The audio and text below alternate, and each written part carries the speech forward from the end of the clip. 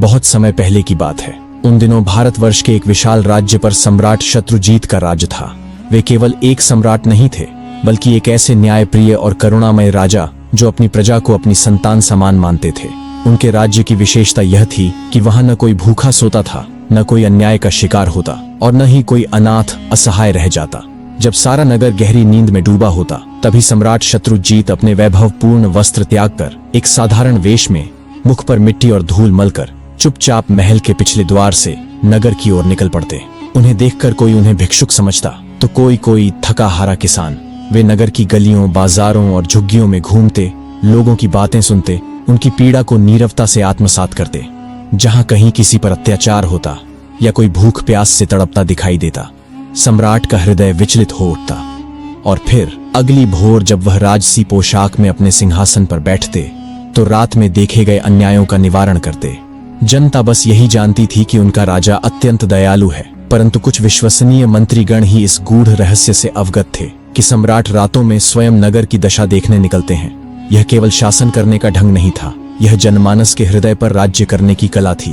एक ऐसी ही शीतल रात्रि थी, मंद समीर चल रही थी, घरों के दीप बुझ चुके थे और सम्राट अपने गुप्त वेश में नगर की गलियों में विचर रहे थे।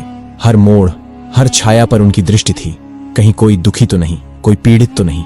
इसी भ्रमण के मध्य जब वे एक संकरी और अंधेरी गली से गुजर रहे थे, तभी उन्हें धीमी धीमी फुसफुसाहटें सुनाई दी। वे ठिठक गए, सावधानी पूर्वक उन ध्वनियों की दिशा में बढ़े और देखा कि गली के एक कोने में 4 व्यक्ति बड़े रहस्यमय ढंग से आपस में कुछ चर्चा कर रहे हैं। वे छाया में छिपकर बातें सुनने लगे। वह चारों कोई और नहीं, नगर के कुख्यात चोर थे, रंगा, चमन, रतन और फकीरा। वे अगली चोरी की योजना बना रहे थे। चमन, जो सबसे चतुर था, फुसफुसाया, इस बार हर कदम सोच समझ कर रखना होगा, पिछली बार की चूक नहीं दोहरानी चाहिए। रतन बोला, इस बार शहर के सबसे धनी व्यापारी का माल हमारा होगा, वक्त की चाल पहचाननी होगी। फकीरा ने चारों ओर नजर दौड़ाई और सशंकित स्वर में कहा, धीरे बोलो, सुना है सम्राट ने अपने गुप्तचर छोड़ रखे हैं। कहते हैं वह स्वयं भी भेष बदलकर गलियों में घूमते हैं। तभी एक अन्य चोर व्यंग्य में हंसते हुए बोला, हाँ राजा, वह तो महलों में आराम करता होगा, हमसे मुकाबला करेगा। सम्राट चुपचाप सब सुन रहे थे। अब उन्हें निश्चय हो गया था कि नगर में फैली कई चोरियों के पीछे यही गिरोह है, किंतु प्रश्न यह था कि उन्हें रंगे हाथ कैसे पकड़ा जाए। रात्रि गहराती जा रही थी, गली वीरान थी, दूर कहीं कुत्तों के भौंकने की ध्वनि आ रही थी। सम्राट ने अब देर करना उचित नहीं समझा। उन्होंने अपनी मुद्रा बदली, चेहरे पर एक हल्की मुस्कान लाई और एक आवारा यात्री की भांति उन चोरों के पास पहुंचे। खांसते हुए बोले, अरे भाइयों, ये रात के सन्नाटे में किस शिकार की तैयारी हो रही है? अचानक अंधेरे में किसी अनजान की आवाज सुनकर चोर चौंक उठे, किंतु जब उन्होंने देखा कि वह एक थका हारा, मैले कपड़ों वाला सामान्य व्यक्ति है, तो उनका संदेह कुछ कम हुआ। रतन ने आंखें सिकोड़ते हुए कहा, तू कौन है बे, और क्या लेना देना है तुझसे? सम्राट हंसते हुए बोले, भाइयों, मैं भी तो तुम्हारी ही बिरादरी का हूं।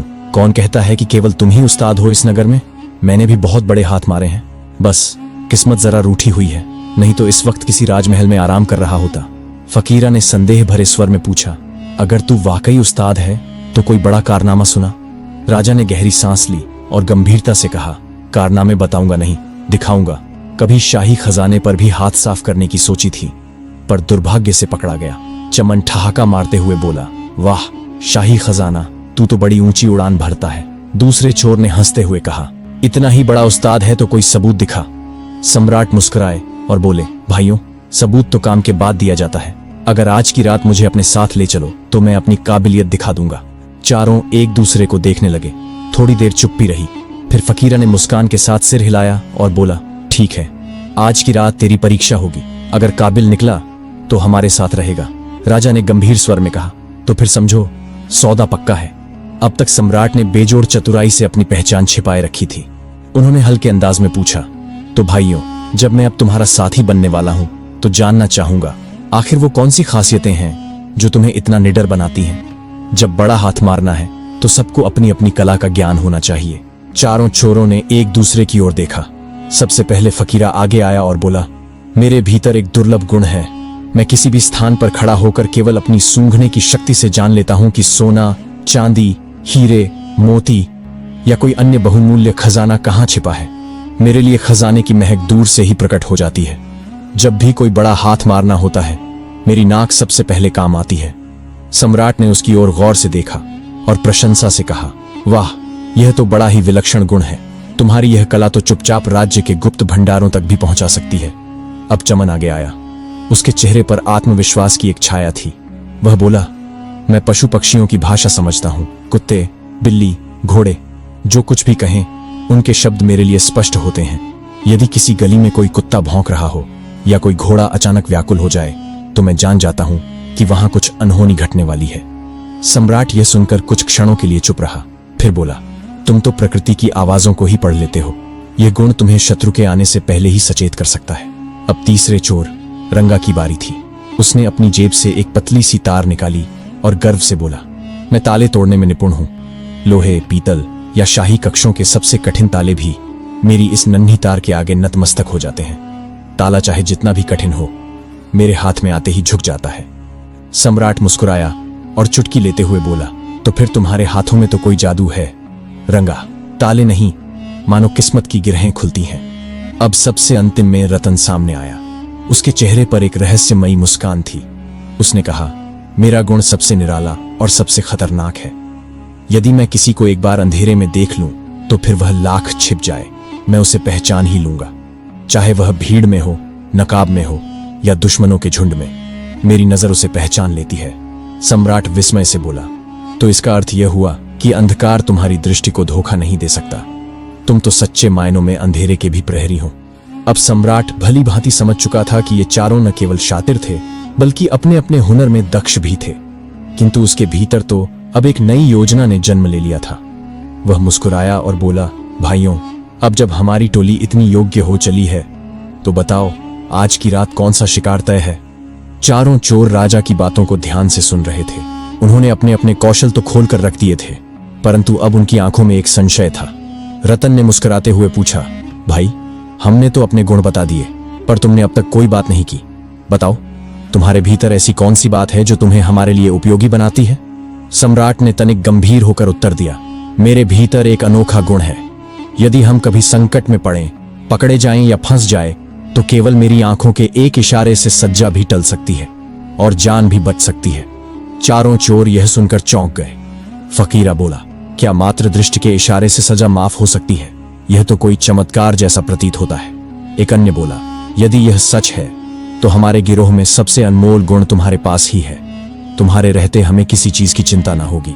राजा ने मन ही मन अपनी योजना को सुदृढ़ करते हुए कहा, छोटी मोटी चोरी से क्या लाभ? यदि जीवन भर चैन से जीना है तो एक ही बार इतना बड़ा हाथ मारो कि दोबारा जरूरत ही ना पड़े। और वह जगह है राजमहल का खजाना। ये सुनते ही चारों चोरों की आंखें लालच से चमक उठीं।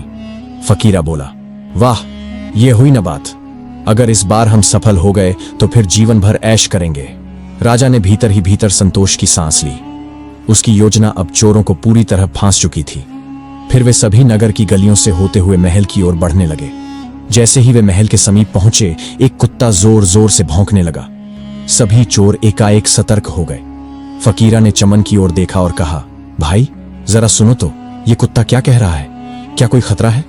चमन ने ध्यान से कुत्ते की आवाज को सुना और फिर उसके चेहरे का रंग उड़ गया। वह बोला, यह कुत्ता यह कह रहा है कि हमारे साथ इस समय नगर का सम्राट चल रहा है।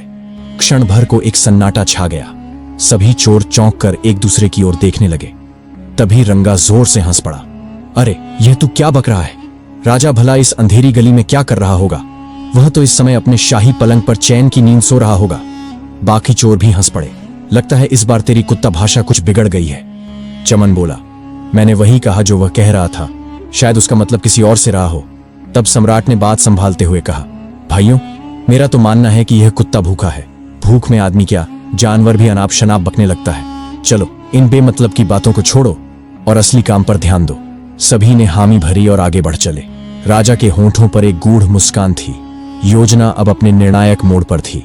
चांदनी रात की चुप्पी में वे चारों चोर सम्राट के साथ महल के भीतर प्रवेश कर चुके थे, परंतु न किसी की आंखों में भय था, न ही कोई कंपन, केवल लालच की धधकती हुई ज्वाला। उनकी दृष्टियों में बेशुमार दौलत की चमक साफ झलक रही थी। महल की चौड़ी दीवारों और गूंजते गलियारों के बीच जैसे ही वे कुछ दूर पहुंचे, फकीरा एकाएक रुक गया।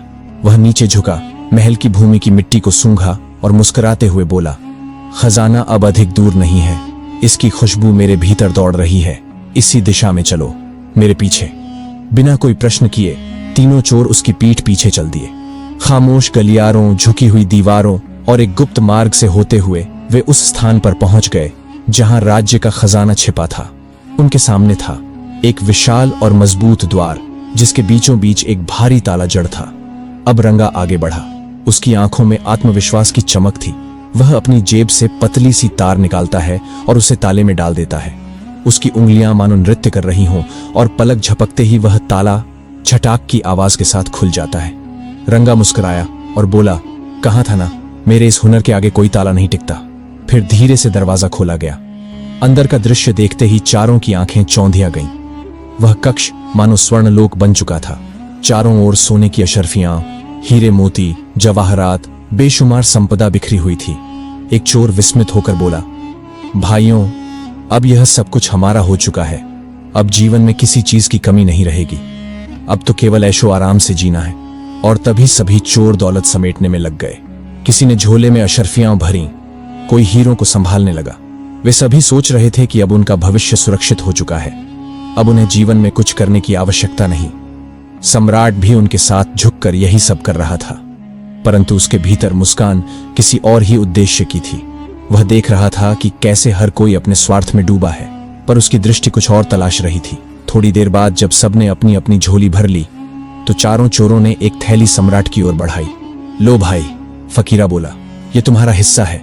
तुम भी हमारे साथ आए हो, तुम्हें भी बराबरी का हिस्सा मिलना चाहिए।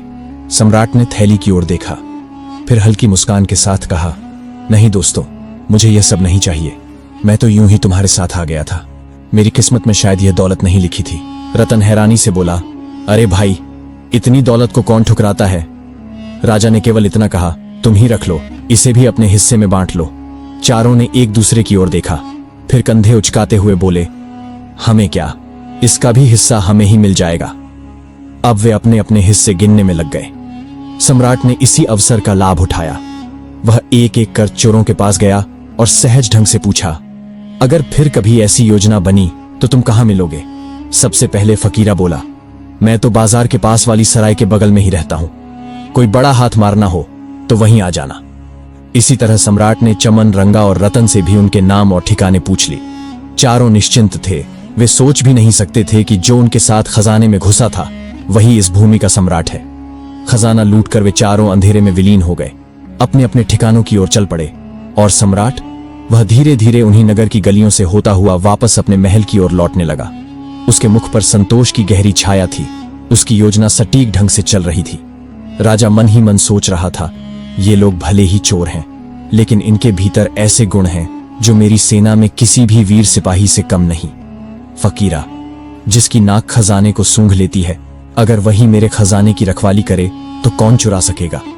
रंगा, जो किसी भी ताले को पल में खोल दे, क्या वह मेरे शत्रुओं के दुर्ग में घुसने वाला बेहतरीन जासूस नहीं बन सकता? चमन, जो पशुओं की भाषा समझता है, वह मेरे हाथियों और घोड़ों की सेवा में क्यों नहीं लगाया जाए? और रतन, जिसकी आंखें अंधेरे में भी सच्चाई पहचान लेती हैं, क्या वह मेरी महल की रक्षा में मुख्य प्रहरी नहीं हो सकता? उसके विचार दृढ़ हो चुके थे। यदि मैं इन्हें कारागार में डालता हूं तो इनके ये अनमोल गुण सड़ जाएंगे, लेकिन यदि मैं इन्हें सही दिशा में लगाऊं तो ये चोर नहीं, मेरे राज्य के रक्षक बन सकते हैं। यह निश्चय कर वह सम्राट तेज कदमों से महल की ओर लौट चला, अपने साथ एक नए युग की योजना लिए। सुबह का सूरज निकला तो समूचे नगर में हलचल मच चुकी थी। एक खबर ने सबका चयन छीन लिया था। राजमहल का खजाना लुट चुका है। यह समाचार आग की तरह फैला और पूरे दरबार में बेचैनी फैल गई। मंत्री, सलाहकार और सेनापति सभी दरबार में एकत्र हुए। कोई कह रहा था कि यह कार्य किसी बाहरी गिरोह का है, नगर के बाहर से आए होंगे और चोरी कर भाग गए होंगे।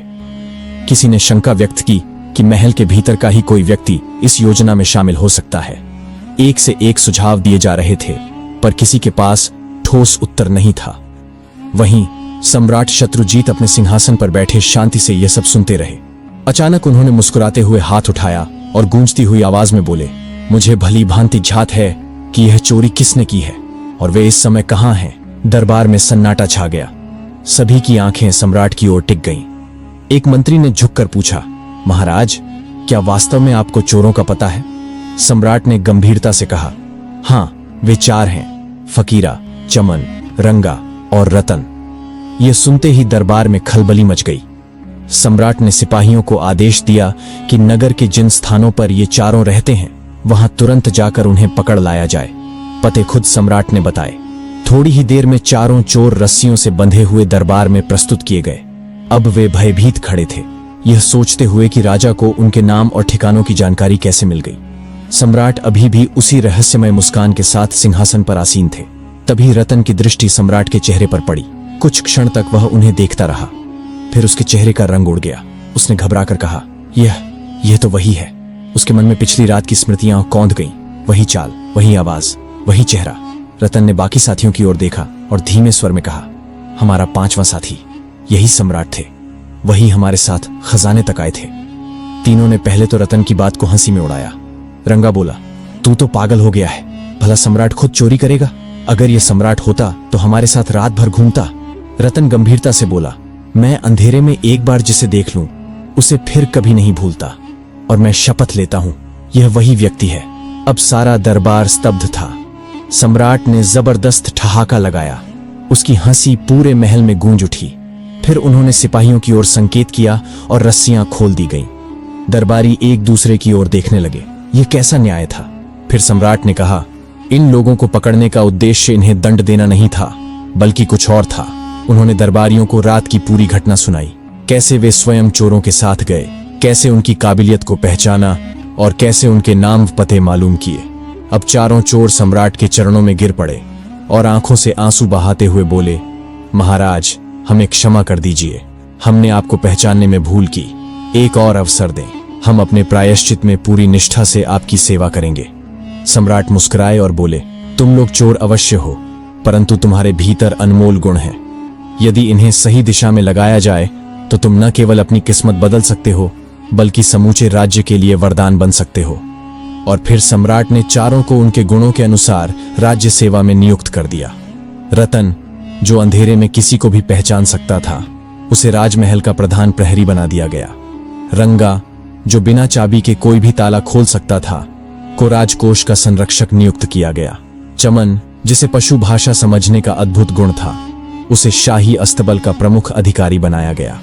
फकीरा, जो सोने चांदी की गंध पहचान सकता था, को राज्य के खोजी दस्ते का प्रमुख नियुक्त किया गया। समय के साथ ये चारों पूर्व चोर सम्राट शत्रुजीत के सबसे वफादार और योग्य दरबारी बन गए। जो कभी चोरी के लिए बदनाम थे, आज वे अपनी काबिलियत से राज्य के स्तंभ बन चुके थे। तो मित्रों, यह सत्य ही कहा गया है, मनुष्य की पहचान उसके अतीत से नहीं, बल्कि उसके वर्तमान और भविष्य से होती है। यह मायने नहीं रखता कि कोई कहां से चला है, बल्कि यह महत्वपूर्ण है कि वह किस दिशा में जा रहा है। हर व्यक्ति को जीवन में एक दूसरा अवसर अवश्य मिलता है, बस जरूरत है उस अवसर को पहचानने और उसका सही उपयोग करने की। और जो व्यक्ति किसी के दोषों को नहीं, बल्कि गुणों को देखकर उसे सही मार्ग पर लगा दे, वही सच्चा नेता, सच्चा सम्राट होता है।